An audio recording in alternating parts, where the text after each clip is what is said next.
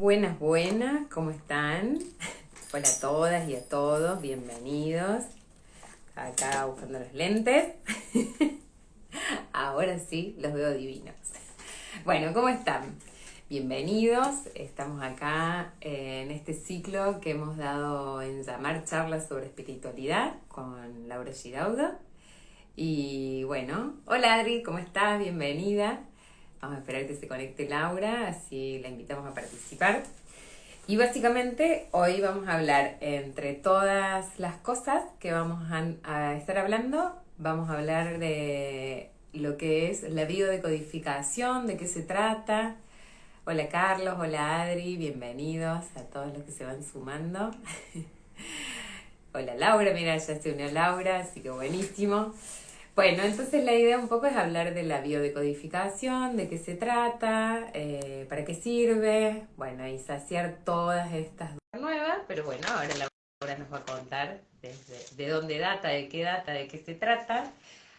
A todos los que están presentes también, decirles que pueden hacer preguntas, que las vamos a estar respondiendo en vivo. Hola Sole. Ahí sí. Hola, Hola Lau, ¿cómo estás? ¿todo Bienvenida. bien? ¿Todo bien? Buenísimo. Acá con un poquito de fresco. No sé en Córdoba cómo está. Ah, sí, acá también, ¿Viste? está más fresquito. Llegó Mm. un poco la frescura del otoño y se está haciendo sentir. Buenísimo. Bueno, acá entre mate y mate les estaba compartiendo y les estaba contando que íbamos a estar charlando en estas charlas que hemos denominado charlas sobre espiritualidad, hoy particularmente de la biodecodificación. Así que Laura, que es la especialista invitada y que sabe un montón, nos va a compartir todos sus conocimientos.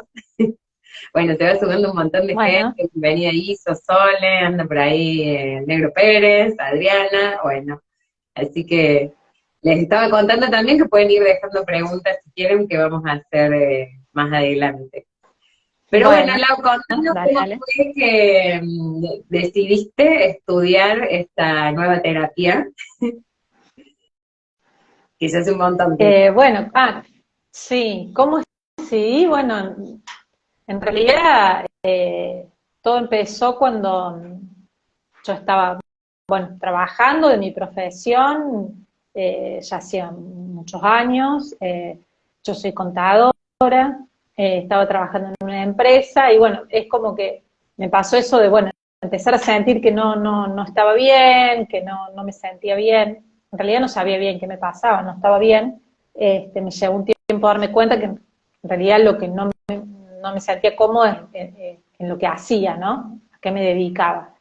Claro, Eh, y ahí es donde empiezo a buscar qué otra cosa me gustaba. Bueno, ahí empieza la búsqueda, empiezo con Reiki y hasta que, bueno, en un momento eh, aparece esto de lo que es la decodificación biológica, en realidad es la formación que yo hago, que bueno, una persona me cuenta que hizo una consulta y me empieza a contar de, de lo que le, bueno, cómo había sido, y yo mientras que la persona me contaba, yo decía, ay, es eso lo que quiero hacer, es eso, viste, internamente.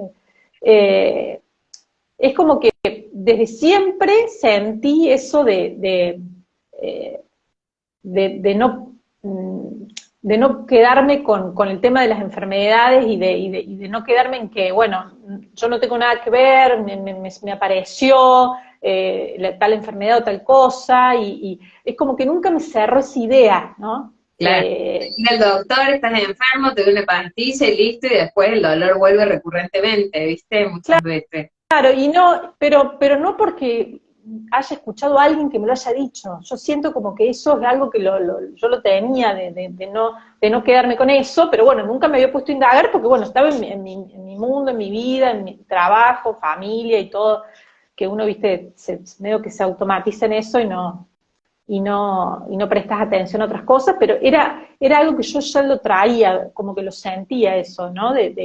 Y bueno, y cuando empiezo a buscar e indagar, bueno, me encuentro con esta persona que me cuenta y yo en ese momento dije, es eso lo que quiero hacer. Ahí nomás me puse a ver y bueno, y ahí en poquito tiempo hice la formación, que fue durante un año, Y bueno, así fue. Y con el tiempo decidí dedicarme completamente, entonces, bueno, dejé mi profesión, dejé todo absolutamente y ahora me dedico a esto. Claro. Y Eh, estaba pensando, hay diferentes líneas, hay diferentes corrientes dentro de esta línea de terapia. sí, hay varias corrientes, pero digamos que todo tiene una misma raíz, ¿no? Un mismo origen que es el doctor Hammer, ¿no? Que un médico alemán que es el primero que comienza. En realidad hay otras personas en el mundo que también comenzaron a investigar y que después se enteraron de esto, del doctor Hammer, y unieron los conocimientos, pero digamos como que lo más fuerte es lo del doctor Hammer, que es el que establece las leyes biológicas, ¿no? Las famosas leyes biológicas. Claro. A él lo que le pasa es médico, es oncólogo, y después de un hecho muy traumático, que es la muerte de su hijo, le diagnostican un cáncer a él y a su mujer, casi al mismo tiempo. Entonces ahí es donde él dice, bueno, a ver si tiene que ver con lo que me pasó, ¿no? Es donde él se empieza a preguntar y comienza su investigación, que bueno, llevó, no sé, más de 10.000 casos, dicen que investigó, sus propios pacientes, por supuesto, y así es como logra establecer estas leyes biológicas, ¿no? Y bueno, ¿qué nos dicen las leyes?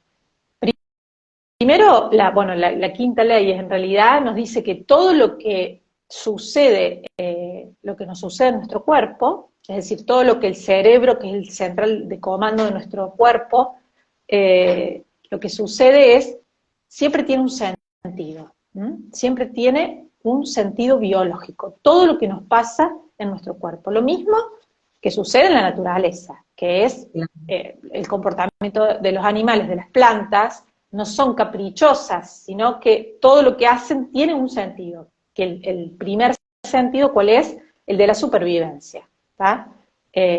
Con nuestro cuerpo pasa lo mismo. Lo que busca nuestro cerebro es mantenernos con vida a cada segundo. Claro, eso Es como una cuestión más básica que tiene que ver con lo animal, digamos, una supervivencia animal intuitiva, instintiva.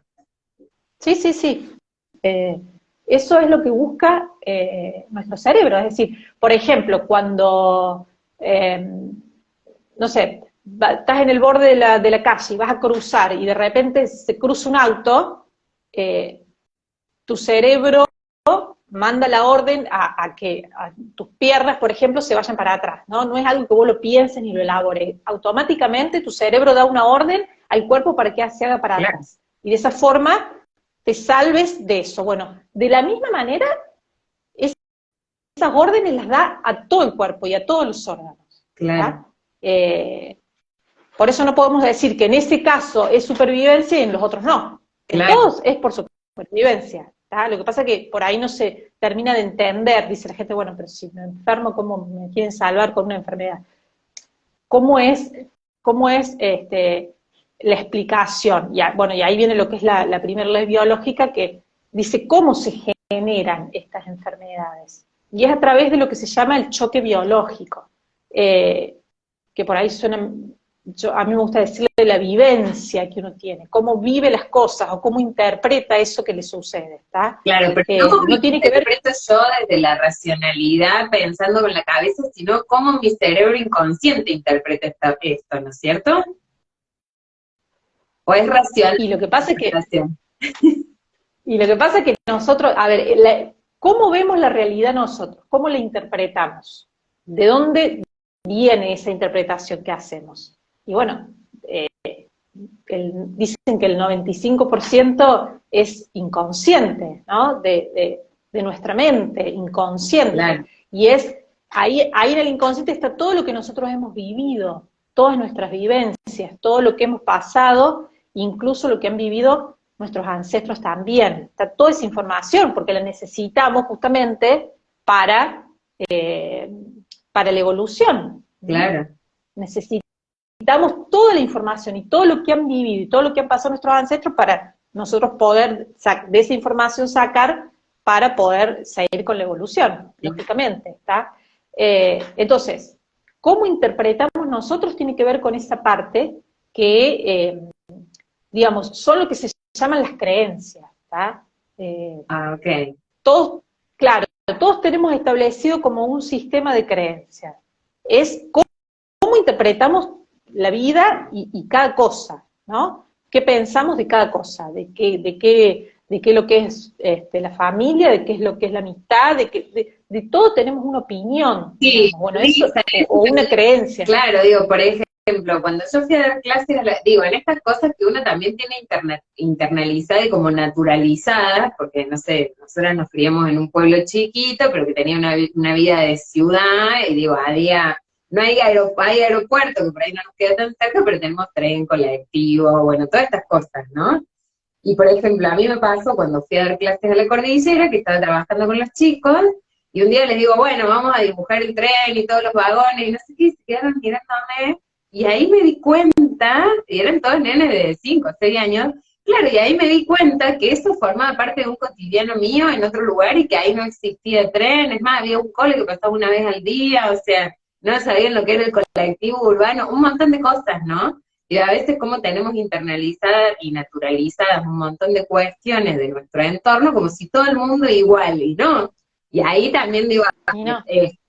varía la interpretación de cada uno de acuerdo a todo ese contexto sociocultural también, ¿no? Claro, todo Claro, tiene que ver. Pero también nuestra historia personal, ¿no? Todo lo que hemos vivido nosotros personalmente, en nuestra infancia sobre todo. claro, Entonces, todo eso constituye lo que nosotros necesitamos, estas creencias, porque necesitamos, eh, es decir, cómo interpretamos la realidad. Tenemos que tener una interpretación de todo, ¿bien? Eh, pero ¿qué pasa? Hay que ver estas creencias que nosotros tenemos justamente, si vienen de toda esa información inconsciente, estaría bueno que cuestionáramos estas creencias, ¿no? Que nos tomáramos el tiempo de ver si realmente todavía sigo creyendo esto que creía cuando era chico, sigo opinando esto de tal cosa, porque en base a esas creencias interpretamos la realidad, ¿está? claro, Entonces, va a ser diferente la interpretación que haga yo que la interpretación que hagas vos, claro, porque es totalmente diferente la historia que tenemos. claro. Entonces, esa interpretación que vos haces de eso que sucede, que no tiene que ver con el hecho en sí, porque podemos vivir el mismo hecho, pero interpretarlo de distintas maneras, y tener esa vivencia diferente. Claro. Entonces, cuando vivimos situaciones que no podemos resolver, ¿no? Y que nos generan un sufrimiento, una incomodidad, ¿sí? Y no sabemos cómo resolver, ahí es cuando se genera y comienza el proceso de la enfermedad. ¿Por qué? Porque el cuerpo lo que busca es adaptarse a esa situación que nosotros no estamos logrando adaptarnos. Claro. Entonces, vamos a un ejemplo por ahí para que se entienda un poco Claro, más. eso.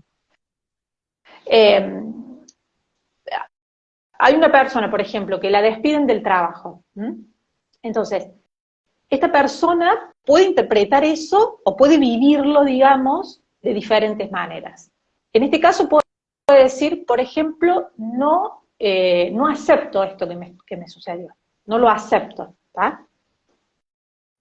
No estoy de acuerdo, no puedo aceptar esta situación, y me quedo en ese sentido. Entonces, también la no aceptación, ¿no?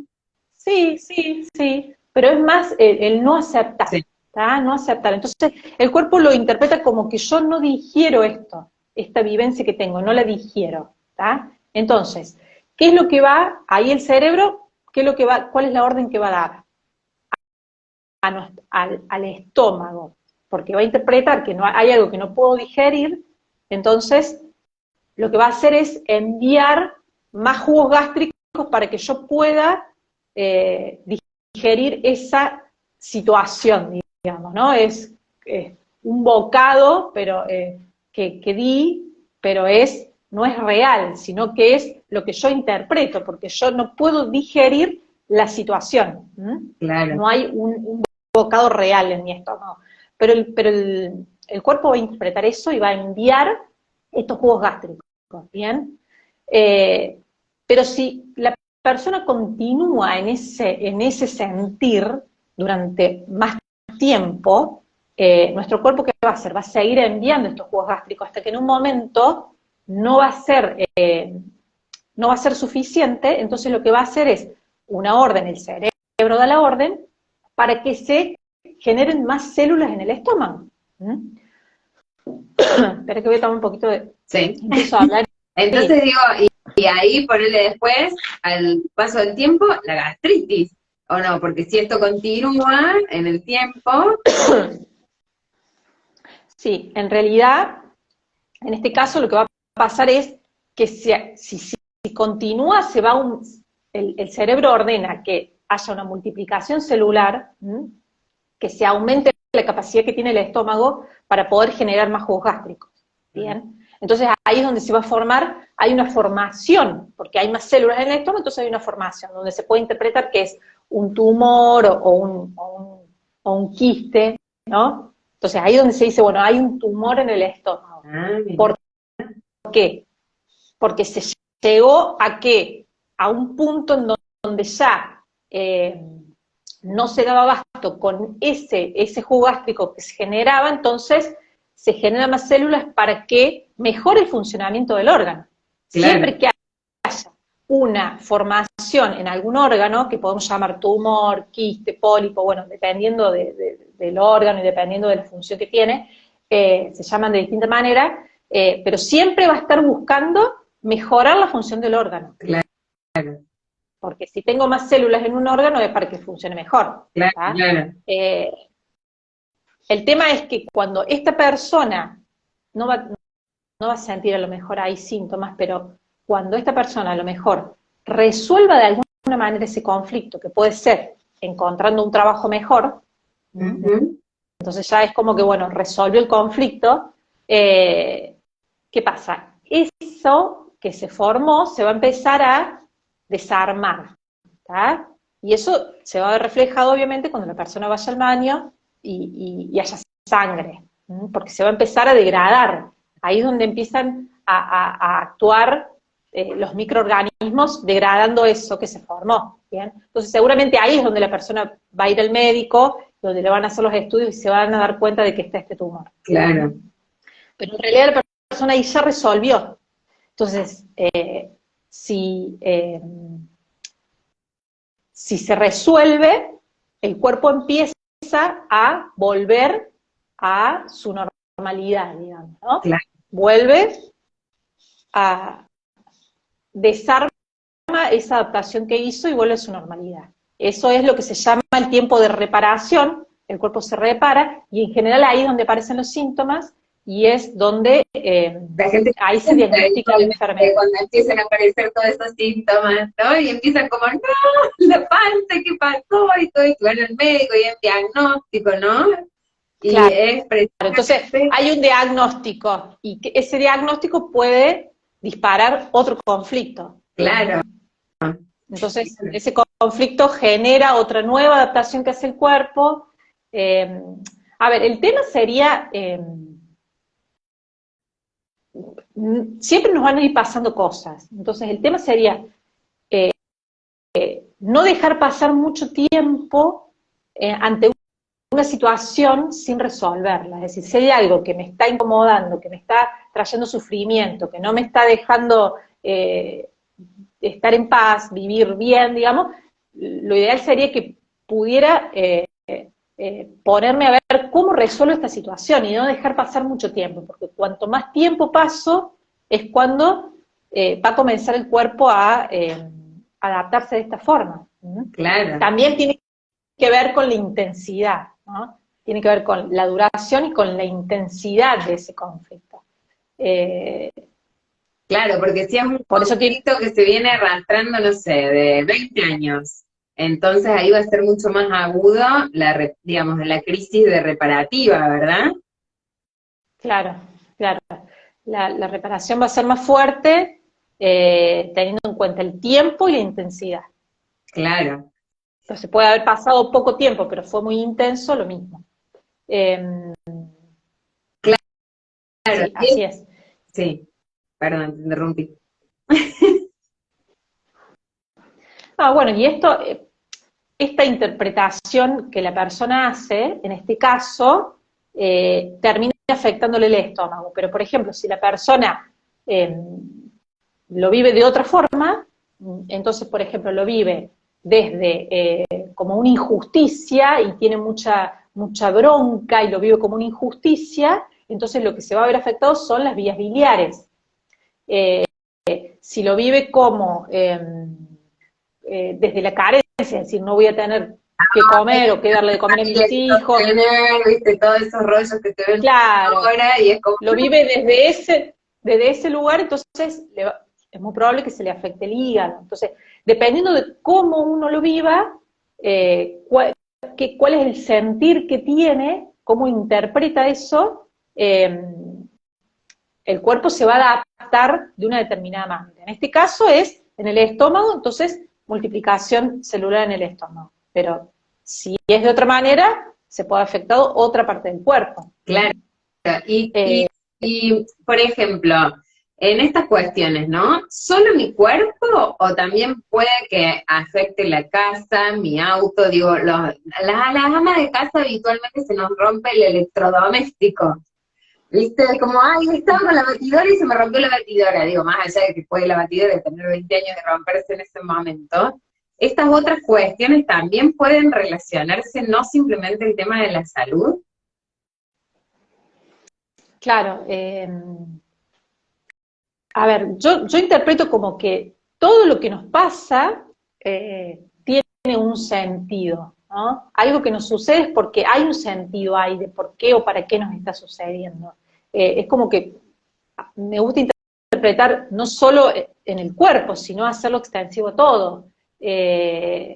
Porque si no es como que, bueno, algunas cosas tienen un sentido y otras cosas no tienen un sentido. Entonces, como raro, es como arbitrario también. Ahí entra una arbitrariedad y yo Según lo que me para mí conviene. no. Claro. Entonces, para mí todo tiene un sentido. Y eso no quiere decir que nos volvamos locos pensando, ¿por qué esto? ¿Por qué me pasó esto? Porque no es la idea volverse loco con eso ni obsesionarse. Pero sí podemos interpretar, nos puede ayudar a interpretar algo que nos está pasando, una señal. No quiere decir que cada cosa que nos pase, pero por ejemplo, si hay algo que se me rompieron 2 o 3 cosas a lo mejor últimamente, bueno, a ver, ahí hay algo que hay que ir a ver, qué está pasando, ¿no? Hay como una señal que me está dando para que yo pueda ir a ver, o como una alarma. Eh, Sí, la llamada de pero bueno, atención, digamos, yo siempre digo como el universo te muestra en muchos ámbitos y bueno, hay que estar atento en qué te está mostrando, porque si vos decís, bueno, no sé, se me cayó el vaso se me rompió esto, se me rompió lo otro, y bueno, las cosas se rompen, viste que hay mucha gente que te dice, bueno, las cosas se rompen, bueno, pero ¿por qué se te rompen solo las cosas de la cocina y no otras cosas? Y ahí es porque está pasando algo. claro, claro. Sí, sí. A mí me gusta verlo así y está buenísimo porque te ayuda a que vos te des cuenta de, bueno, de qué te está pasando, ¿no? Es información, para mí todo es información. Claro, Entonces está bueno aprovechar eso. Cuando, lo mismo con el auto, ¿no? También nos pueden pasar cosas con el auto, o teníamos que ir a un lugar y no nos arranca el auto, y bueno, y busco otra cosa y no arranca, y estoy ahí dando vueltas y no puedo, y a lo mejor me quiero ir en otra cosa y tampoco es, entonces bueno, ¿qué pasa? ¿Quiero ir a ese lugar realmente? o llegaste ¿Por qué y esa no puedo persona no estaba llegar? atendiendo ese día porque se enfermó, entonces ves que por algo no estabas pudiendo llegar, digo, por ahí también pasan esas cosas, ¿no? Como uno hizo las mil y un cosas para llegar al lugar, a la cita, que no sé qué, y bueno, cuando finalmente lograste llegar, la persona no estaba porque había tenido otro inconveniente también, entonces, ¿qué pasa ahí? Pasan cosas. Sí, sí. Pero bueno, siempre preguntarse a uno mismo qué está pasando realmente. Como, a ver, me voy a sincerar realmente qué pasa con esto. ¿Qué me está queriendo decir esto? ¿Ah? Cuando comenzamos en eso, a prestar atención a esas cosas, es como que se vuelve más fácil.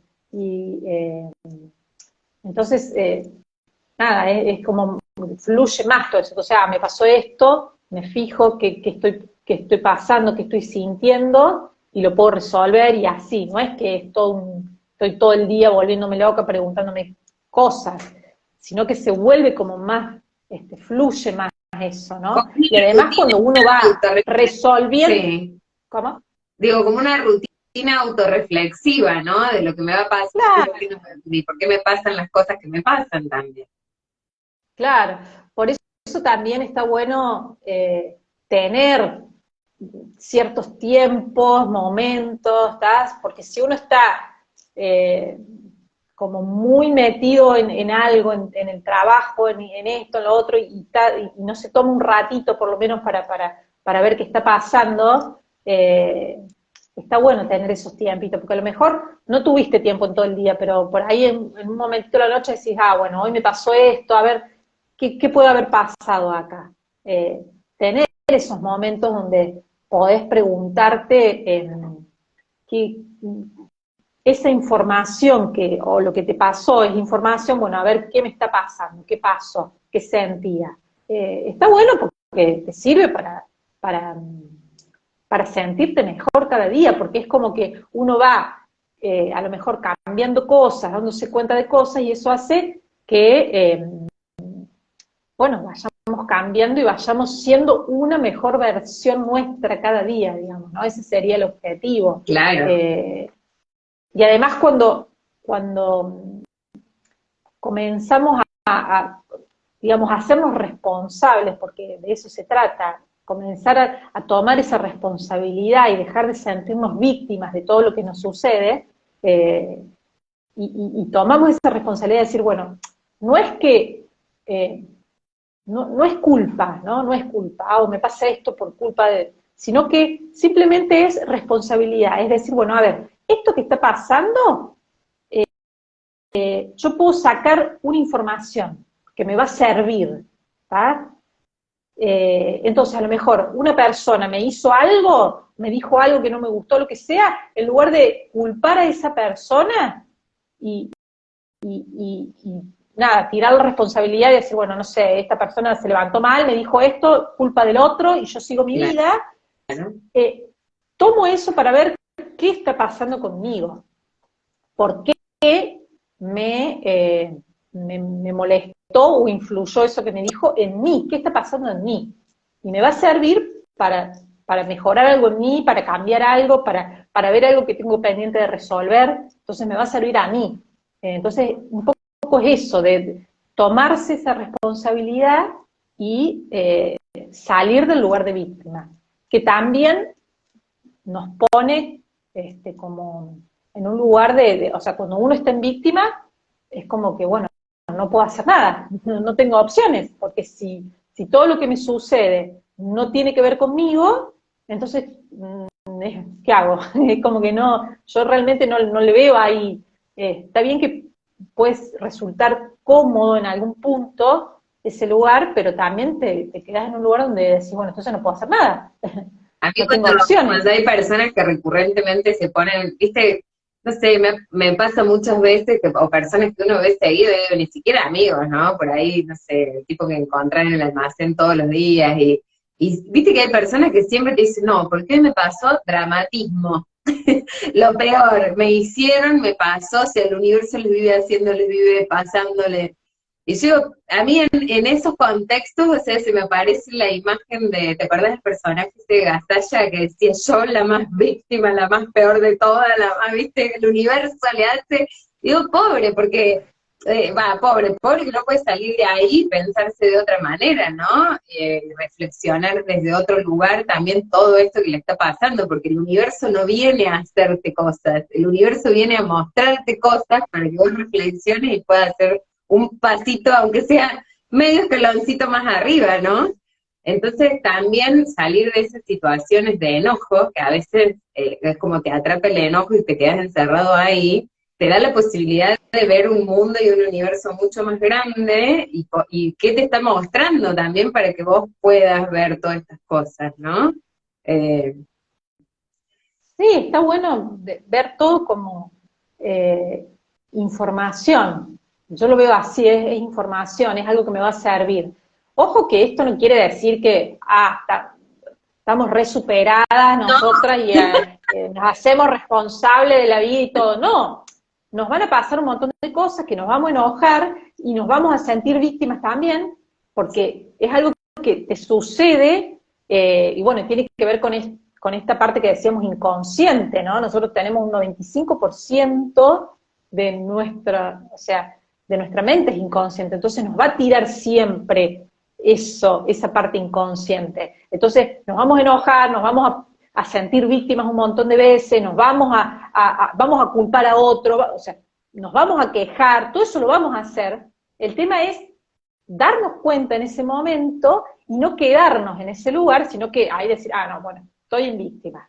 Me doy cuenta y digo, bueno, a ver, me salgo de ahí, o me estoy quejando, ¿por qué me estoy quejando? Entonces, ahí es donde pongo el stop y intento salir de ese lugar, ¿tá? O sea, porque no es que no te pasen, te vas a enojar lo mismo, te vas a quejar, o sea, el tema es que en algún momento, a lo mejor no es inmediatamente ahí, como decía antes, a lo mejor es algo que, no sé, a la noche te pones a pensar y decís, ah, hoy me pasó esto, bueno, y ahí podés darte cuenta y podés sacar esa información finalmente, ¿no? ¿Hay alguna manera de canalizar, digo, a veces estas situaciones, ¿no? Como que te enojan y te superan en el enojo y eso, ¿hay alguna manera, ejercicio, técnica, algo para sacar ese enojo y poder ir a dormir con la cabeza despejada sin ese enojo? Digo, por ejemplo, volviendo a este ejemplo, ¿no?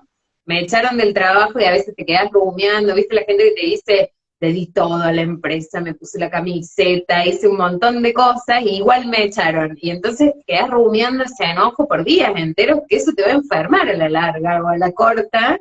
Digo, ¿y hay algún ejercicio práctico, así un tips que puedas tirar para sacar eso y a levantarse al otro día con otra actitud y salir a buscar laburo con onda, digamos? Y bueno, a ver, esto de comenzar a ver que las cosas como información, lo que me pasa como una información, decir, bueno, me sucedió esto, ¿para qué me está sucediendo esto? ¿No? ¿Qué es lo que por ahí tengo que ver? Posiblemente estaba en un lugar donde a lo mejor no quería estar, pero no me atrevía a irme, o sea, cuando me empiezo a indagar, cuando realmente me sincero y empiezo a indagar, puedo llegar a entender por qué pasó lo que pasó. Lo que pasa es que, bueno, un trabajo, ¿no? Hacer toda esta Y a autoindagación. veces también como El tema darte cuenta que dar tanto no estaba bueno tampoco. Y no tiene que ver con el egoísmo, sino que tiene que ver con el equilibrio del dar y del recibir, ¿no? Viste que hay muchas personas, no sé, que claro, duran 6 horas al día o que su carga horaria es 6 horas, no, pero se quedan 8. Digo, y eso después cuando de esa empresa te echaron, también te enoja un montón. Entonces, está bien reflexionar esto, ¿no? ¿Por qué le estabas dando más tiempo, más espacio? ¿Qué estabas claro, tapando por ahí, con eso? por ahí tratar de sacar qué puedo aprender yo de esto que me pasó. Claro, Eso, digamos, qué puedo aprender. Bueno, al final, mira, trabajé un montón, lo mismo me echaron, no sirvió de nada que trabajé más horas de las que me pedían, entonces, ¿qué puedo sacar de ahí? ¿Qué aprendizaje puedo sacar? ¿Ah? Un poco eso, de ver qué puedo sacar de la experiencia. Siempre hay algo que uno puede aprender.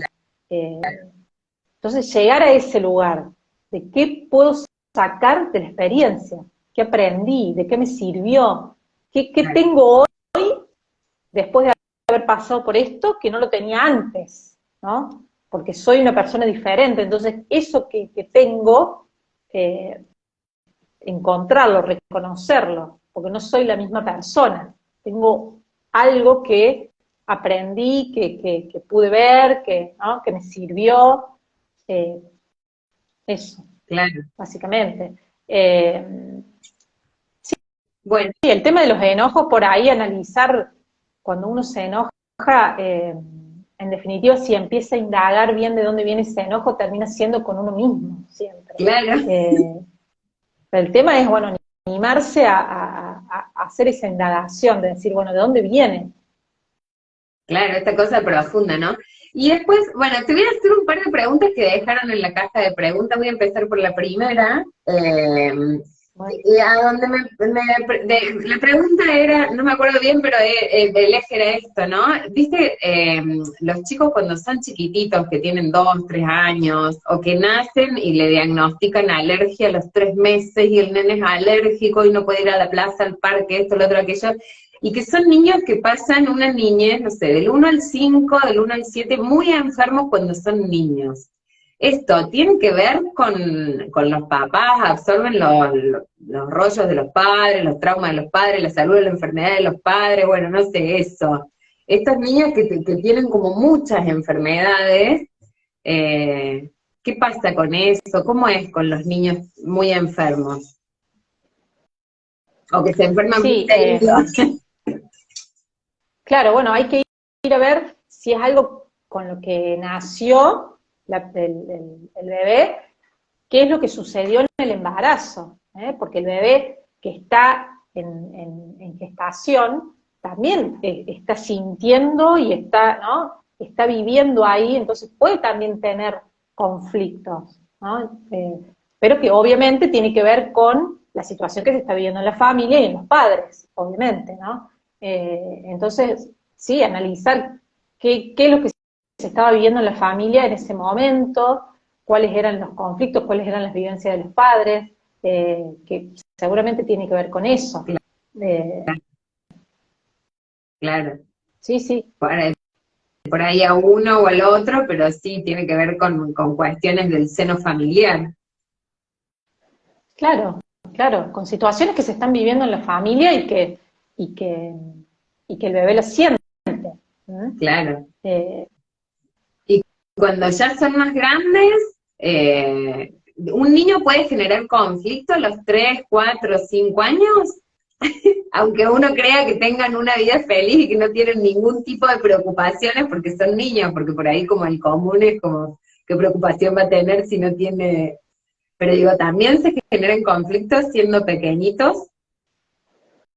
claro, sí, sí, sí. Puede generar conflictos, pero también en ese caso se analiza eh, qué es lo que están viviendo los padres, ¿no? Cuál es la situación, los posibles conflictos de los padres. Eh, porque no se puede tratar directamente al niño, ¿no? Cuando es muy chiquitito. Eh, pero bueno, después más adelante sí también se puede tratar directamente. Claro, claro, pero se trabaja con los padres cuando son así de chiquititos. Claro, claro, sí. Generalmente hasta los 7 años, por ejemplo, se puede trabajar con los padres. Ah, mira, está bueno eso. Bueno, y después una pregunta algo compleja que me la hizo una mujer de 70 años, que le descubren, mira, me la anoté porque es un rollo familiar, ahí hay un clan, ¿no? A ellos le descubren un tumor en el pulmón hace 25 años, pero lo tiene desde nacimiento, porque parece que le hacen un estudio bastante moderno, donde aparece esto, que era un tumor de pulmón, pero antes en las placas aparecía. Entonces, ella lo que me dice, esto lo tengo de nacimiento, nací con esto. Y el hijo, la mujer Mm. tiene 75 años, 75 años. El hijo, ahora le descubren que tiene un quiste en el pulmón. Y ella recuerda que su mamá también tenía problemas en los pulmones y con las vías respiratorias y todo eso. Digo, por eso es como del clan, ¿no? La abuela tenía problemas respiratorios, la madre tiene este tumor en el pulmón, y al hijo, que ya es gente grande, le descubren un quiste en el pulmón.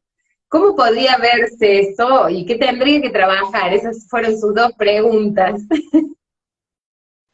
Bueno, ahí, ¿qué pasa? Cuando algo se repite en la familia, ¿no? Que puede ser una enfermedad o pueden ser distintas cosas, pueden ser patrones de conducta, no sé, divorcios, separaciones, bueno, cualquier cosa que vemos que se va repitiendo en una familia, tiene que ver con, bueno, con esa información justamente que guarda el clan familiar y que la va trasladando de generación, que es lo que se llama el transgeneracional, es esa información inconsciente que se traslada. ¿Y esto por qué? Porque, como decíamos antes, ante una situación que uno vive que, que le genera sufrimiento y que no le encuentra una solución y que no resuelve, puede pasar de que ese ancestro no haya resuelto esa situación. ¿tá? Entonces, ¿qué pasa? Cuando no se resuelve la situación, en esa resolución también hay un aprendizaje, como decíamos antes, ¿no? Cuando yo logro resolver una situación, obtengo de ahí un aprendizaje y hay un crecimiento. Entonces, de esa manera se da la evolución. Entonces, cuando en las familias no se termina de resolver una situación, para que no se pierda ese aprendizaje, es que se repite en las demás generaciones, ¿no? Para que no se pierda ese aprendizaje. Entonces, se pasa a otro descendiente para que finalmente, si puede resolver, puede obtener ese aprendizaje, no solo la persona, sino todo el clan familiar, digamos, ¿no? Entonces, en este caso se puede ver que hay una repetición de una enfermedad en este caso, ¿no? Que es un tumor, pero evidentemente se da porque se han vivido situaciones similares, han vivido estas personas situaciones similares, ¿ah? Que las han interpretado de la misma forma, por eso tienen afectado el mismo órgano y de la misma manera, ¿bien? Entonces, si bien, porque también pasa cuando una persona tiene la enfermedad que tenía la abuela o el padre, entonces dice, no, bueno, esto tiene que ver con ellos, no tiene que ver conmigo, pero en realidad no es tan así, sino que la persona también está viviendo una situación que es similar a la del ancestro, ¿bien? Y que tiene como una nueva oportunidad para resolver esa situación, ¿no? Entonces, ¿de qué manera? Obviamente actuando de manera diferente a lo que actuó ese ancestro, ¿no? Claro.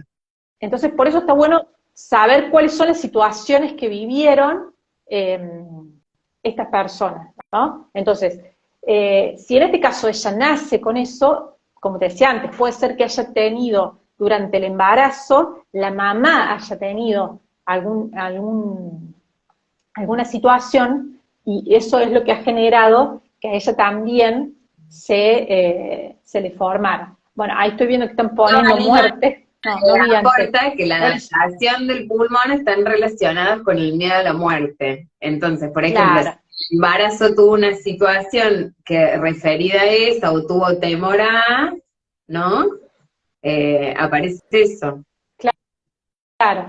¿Por qué se da esto? Porque, a ver, la vida o la muerte es cómo lo interpreta el cuerpo, es si respiramos o no respiramos, ¿tá? Si respiramos estamos vivos, si no estamos muertos. Entonces, cuando hay un miedo a la muerte, el cerebro va a dar la orden a que los alvéolos pulmonares aumenten, ¿no? Haya una multiplicación celular en los alvéolos pulmonares. ¿Para qué? Para que tengamos una mayor capacidad para respirar, ¿no? Y no morir. Esa es la adaptación que hace el cuerpo ante un miedo grande a la muerte. Claro, porque que la medicina también llama tumor, y viste que cuando escuchás la palabra, sí, ya mete miedo la palabra, como digo yo, como el cáncer, viste, son palabras que ya son un cimbronazo escucharlas, pero a su vez, digo, desde la bio, el tumor está interpretado como un cúmulo de células, o sea, más células de la cantidad normal que tenemos en todo el cuerpo, ¿no es cierto? Claro, una multiplicación celular dentro del órgano para mejorar la capacidad del órgano. Claro. Para mejorar la capacidad del pulmón para que podamos respirar. Esa es la adaptación que hace ante una situación que puede ser de miedo a la muerte propia o por ahí de un ser querido, puede tener también que ver con algo que es mi territorio vital, que es vital para mí, ¿no? El territorio, o sea, pueden ser varias situaciones, pero básicamente es eso. Hay que ver la situación de cada persona, obviamente, pero a grandes rasgos, digamos, Claro. tiene que ver con esta situación, pero que también hay que ver que es algo que se fue repitiendo en distintas generaciones. Sí. Porque Entonces ahí está bueno saber la información familiar y ver qué pasó con las muertes en la familia, si hubo muertes, cómo fueron, si fueron trágicas, si fueron por enfermedad. Bueno, se puede analizar todo eso, a ver qué pasó. porque ahí, digo, se trabaja con el despliegue del árbol, como digo yo, con la mayor cantidad de información que tengas sobre tu árbol genealógico, ¿no es cierto? Digo, casos así, por ejemplo, puntuales, que tienen que ver con generación en generación, está bueno tener toda la información del árbol también porque aporta mucho a la hora de hacer la consulta, ¿no es cierto? Sí, en realidad le sirve a la persona para ver qué pasó, ¿no? Para tener esa información de decir, bueno, a ver, ¿qué pasó con esto? Y puedo entender por qué actuaron de esta manera o de otra, ¿no? Sirve para eso, para poder comprender eh, a, digamos, a los ancestros, hacer una comprensión de cómo Claro. actuaron. Eh, y te sirve también para, si te está afectando también a vos, a ver, bueno, cómo yo puedo resolver esto, teniendo toda esa información de cómo actuaron mis ancestros. Claro. Claro.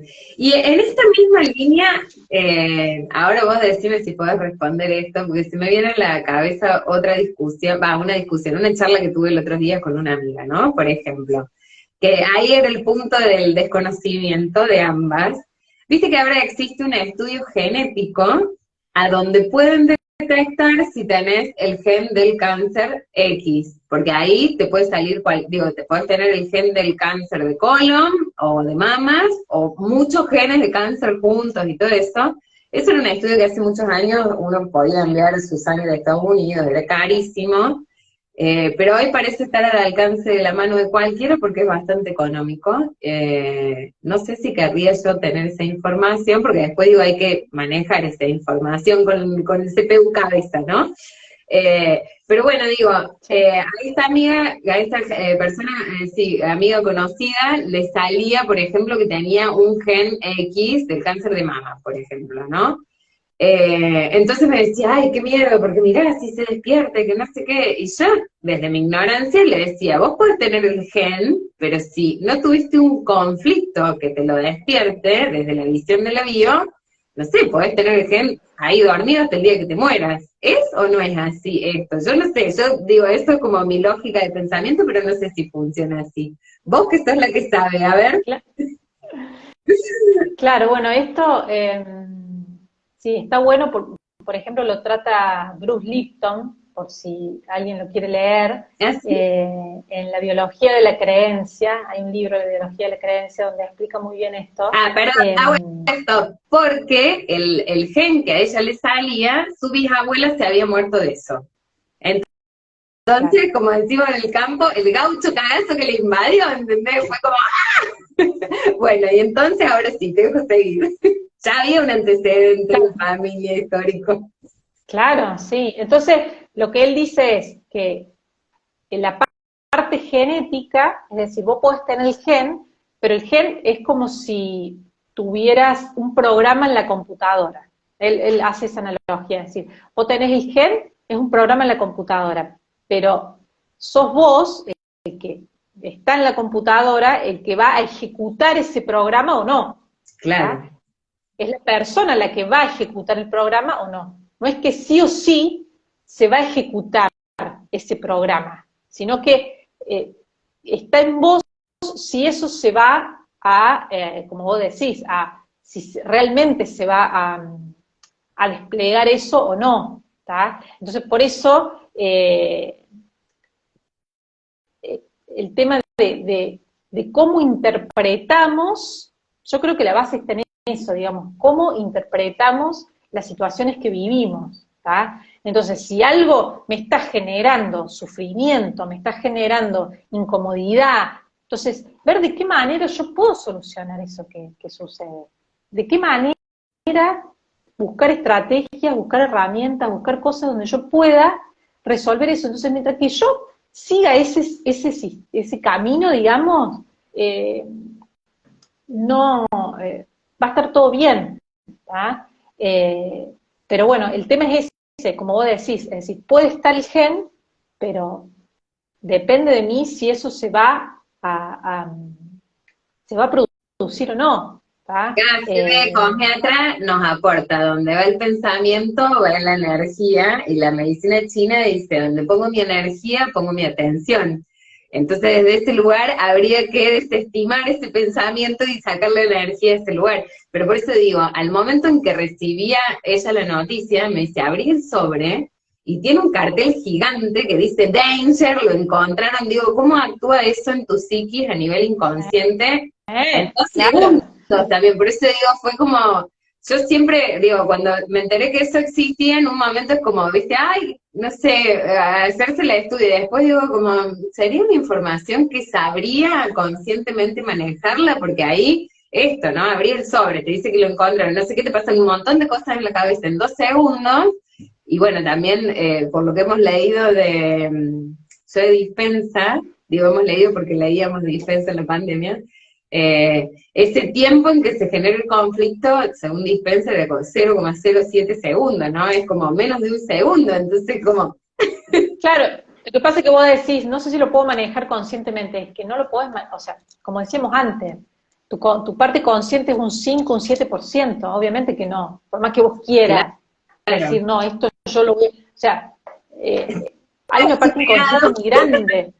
Entonces, ¿para qué te haces el estudio? Yo diría, ¿no? Totalmente. Iría eso, ¿para qué? ¿Para qué lo haces? ¿Cuál es el objetivo? Siempre tratemos de preguntarnos, ¿para qué hacemos las cosas que hacemos? Eso es fundamental. ¿Para qué hago esto? ¿Para qué lo hago? Claro. Pero sí, tiene todo eso que vos decís, tiene que ver, es decir, cómo te lo dan, todo eso va generando algo en mí que va bueno, se va a manifestar de alguna manera. Y después, por otro lado, digo, Y también... el miedo es, o sea, el miedo es como que por ahí subestimamos eso, ¿no? Subestimamos eso, pero el miedo, bueno, yo en la formación que hice, el profesor decía, el miedo a la cosa atrae a la cosa. Eso lo decía siempre. O sea, ¿por qué? Por ejemplo, si yo, no sé, tengo que bajar una escalera y tengo miedo a caerme, entonces entro en un miedo, me genera un estrés eso, siempre el cerebro va a buscar bajar el estrés, entonces me genera un estrés muy grande, que tengo que bajar ahí, y tengo miedo a caerme, ¿qué es lo que me va a pasar? ¿Qué es lo que va a hacer el cerebro? Que me caiga. Claro. Porque yo me caigo y bajo el estrés. Claro. ¿Tá? Entonces, es como que soluciona de esa manera bajar ese estrés. El miedo, justamente, desencadena en nuestro cuerpo todo lo que es el sistema nervioso, digamos, autónomo. O sea, aparecen todas esas, que se acelera el corazón, aumenta la presión arterial, todo eso como si, hay que interpretar como si aparece... no sé, salimos de la cueva y aparece el león y nos quiere comer, bueno, ahí se activa todo ese sistema para poder huir de ese peligro, huir de la muerte real, bueno, todo eso lo vivimos cada vez que sentimos miedo, ¿tá? Estamos huyendo de algo que nos puede provocar la muerte. Entonces, Claro. cuando el miedo es muy grande, nuestro cerebro va a desencadenar todo este sistema, pero de alguna manera tiene que bajarlo a ese estrés. Entonces, por eso dice, el miedo a la cosa atrae la cosa, porque es mejor que nos suceda eso y que no sigamos en ese estrés para el cerebro, para nuestro cuerpo. ¿Tá? Por eso, cuando uno dice, bueno, tengo un bueno, nos pasó hace un tiempo, ¿no? Que teníamos mucho miedo, mucha gente tenía mucho miedo de enfermar. ¿Qué pasaba? Terminaba enfermando. Entonces la gente se enfermaba del miedo a enfermarse realmente. Claro, porque al final se enfermaba, pasaba y bajaba ese estrés, entonces le convenía. Bueno, hay casos donde el miedo era tan grande que lo llevó a... Se moría. La gente al otro día se moría. ¿No? Porque lo que pasa ahí es que, en definitiva, lo que el cuerpo hace es perder su energía. Es decir, en todas esas reparaciones que va haciendo y adaptaciones que va haciendo, lo que termina pasando es que se termina en una fatiga biológica, y eso es lo que nos lleva a la muerte. La falta de energía, la fatiga biológica. ¿Tá? O sea, acaba de golpe la batería de la pila. Y entonces, claro, sin pila, ¡pum!, se apagó. Bueno, acá dice que puede generar un conflicto de diagnóstico con ese miedo que le genera el diagnóstico o esa información que recibió en ese momento. Claro, sí, porque es súper fuerte. Claro, eso es lo que se llama el conflicto de diagnóstico, que es cuando uno tiene una enfermedad y se la comunican, entonces, bueno, ahí se genera otro nuevo conflicto. Claro. Ay, amiga, bueno, me quedan un montón de preguntas, pero quedan 2 o 3 minutitos para llegar a la hora y después nos... Sí, viste, pasó re rápido, pero podemos seguir otro día con más preguntas y todo eso, y nos siguen dejando preguntas en la caja, me quedan acá un par todavía. Claro, claro, si hay más preguntas las respondemos otro día. Sí, totalmente, de una, como el lado izquierdo y el lado derecho, si es lo mismo quebrarse la rodilla de un lado que del otro, Pero bueno, contanos cómo es, lo vamos a dejar para la próxima porque vamos a seguir siempre todos los miércoles haciendo vivo y hablando de estas y otras cosas más para que sigan conociendo este mundo así de charla de amigas entre mates. Pero contame cómo hago si quiero tener una consulta con vos, a dónde te encuentro, cómo te busco, cuáles son tus redes y todo eso. Bueno, acá en el Instagram, ahí me mandan un mensaje, está en los contactos, está el WhatsApp, está ahí, pero bueno, también estoy en Facebook y ¿YouTube? En YouTube también tengo mi canal, subo videos también ahí tengo videos de todo, explicando las leyes biológicas, cada una de las leyes biológicas. Buenísimo. Y bueno, y en TikTok también estoy. Muy bien, y siempre con el mismo... Para los más jóvenes. Sí, Laura Giraudo. Muy bien. Acá en Instagram es lauragiraudo.ok. Bien, ok. Y en las demás redes es Laura Giraudo. Bárbaro. Y después, por ejemplo, ¿cuánto tiempo tengo que destinarle a una consulta de bio? Igual que cuando vas al médico, 10 minutos y resolvés la cuestión, ¿o es un poco más largo? Y no, es un poco más largo. ¿Por qué? Porque entras hay que indagar, digamos, y en un montón de cosas que se van preguntando y que la persona va respondiendo, y bueno, puede llevar más tiempo o menos tiempo, ¿tá? Pero sí, dura 1 hora y media, 2 horas más o menos. Bien.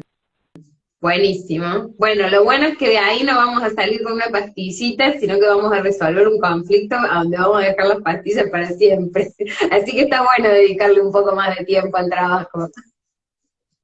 Sí. A ver, ojo, esto no quiere decir que no vayan al médico, ni que hagan los tratamientos, ni nada. Esto quiere decir que ante una situación, ante una enfermedad, ante un síntoma, ante un dolor, no se queden solamente con eso, claro, con la pastilla y con eso, sino que busquen indagar, busquen más información para poder resolver realmente el origen de eso que está sucediendo y no, bueno, seguir en eso. No quiere decir que no se vaya a hacer el tratamiento y todo, ¿no? Bien, sí, obvio, siempre hay que ir al médico. Eso. Y digo, también para biodecodificar hay que tener un diagnóstico, ¿no? No puedo decir, ay, vengo porque, no sé, me duele acá la punta de la oreja y no sé qué es. No, tiene que haber un diagnóstico previo. Claro, tiene que haber un diagnóstico porque tenemos bien exacto para buscar de dónde viene con ese diagnóstico. Sí, es necesario el diagnóstico. Pero por supuesto que después también, como decimos antes, si hay un tratamiento que se pide tratamiento, que se haga todo. Esto es para hacer en simultáneo para que, en definitiva, cuando puedas resolver eso, bueno, vaya desapareciendo eso que te sucede, ¿no? Claro, exactamente, todo en conjunto, no hay que dejar nada, hay que poner un montón de herramientas activadas para que se resuelva el problema definitivamente, totalmente. Claro. Buenísimo.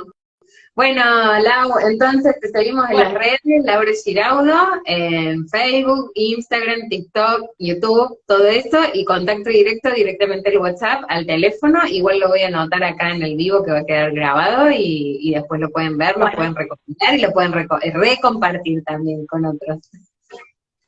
Bueno, buenísimo. Bueno, amiga, nos vemos el próximo miércoles a la misma hora en el otro canal. Bueno, vamos a ir a ver de qué terapia hablamos. Totalmente. Y nos pueden dejar sugerencias también si quieren que toquemos temas en particulares o hablemos de alguna otra terapia en especial, también aceptamos críticas de devolución, constructivas y destructivas. Bueno, gracias a todos los que estuvieron ahí, los que comentaron, los que nos acompañaron, muchas gracias y nos vemos el próximo miércoles entonces. Bueno, buenísimo, gracias. Chao. Un beso enorme. Bye bye. Ahora tenés que dejar vos para que yo pueda guardarlo, ¿era así?